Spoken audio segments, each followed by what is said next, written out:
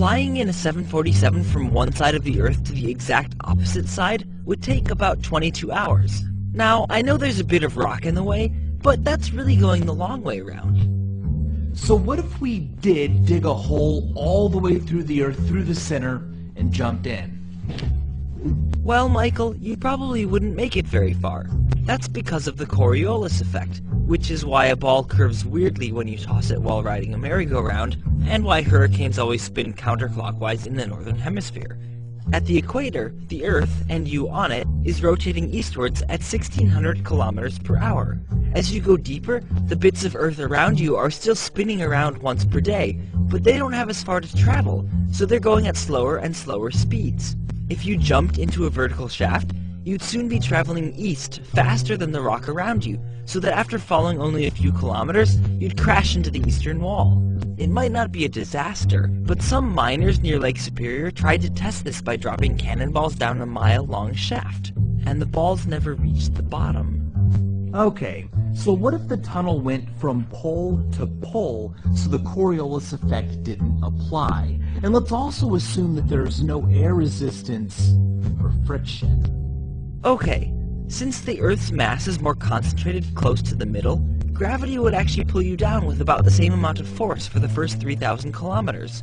This familiar constant force would accelerate you until you were falling 8 kilometers every second, and the trip halfway to the middle of the Earth would only take 13 minutes. Soon after, you'd reach the Earth's outer core, and this is the point in your journey where the pull of gravity would be strongest, but only slightly stronger than the force we're used to on the surface.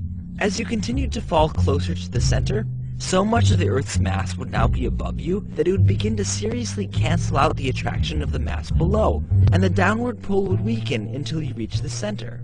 Here, you'd experience no gravitational pull at all. Or rather, the Earth would be pulling on you the same amount in all directions, so you could float freely around with no sense of up or down. Except remember that you'd be speeding past at 22,000 miles per hour, or 6 miles a second. Once you passed the center, the whole process would reverse and you'd gradually slow, pulled down, or is it up? Weakly at first, and then more strongly, until when you got to the other side, you'd stop moving and could step out on the surface, a mere 37 minutes or one dryer cycle later. What if Earth was hollow, but weighed the same? Well, with its entire mass concentrated in a thin shell right under our feet, the Earth wouldn't have a magnetic field anymore, because that comes from the molten iron core. So we'd be totally vulnerable to radiation from the solar wind and solar storms, and this means we'd see the aurora everywhere. Look, the northern, eastern, southern lights! And if you jumped inside the hollow Earth to escape the solar storm, well, gravity from the different parts of the spherical Earth shell would perfectly cancel out, and you'd float freely about inside as if the Earth weren't there at all. Of course, you'd better bring a spacesuit because there's not nearly enough air on Earth to fill up the entire inside of Earth. But what if the entire inside of the hollow Earth were covered with mirrors? Henry, that's ridiculous. For now.